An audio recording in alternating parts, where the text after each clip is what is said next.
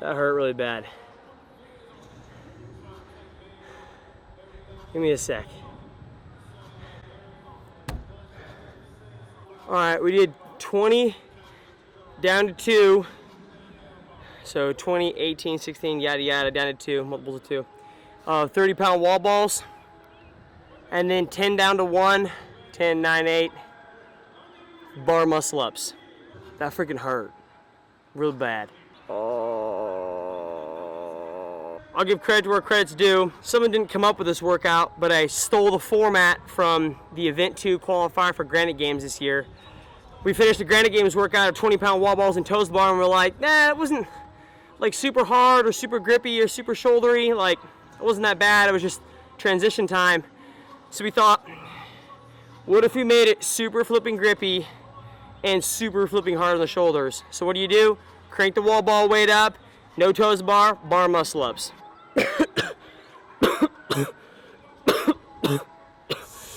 Fran cough.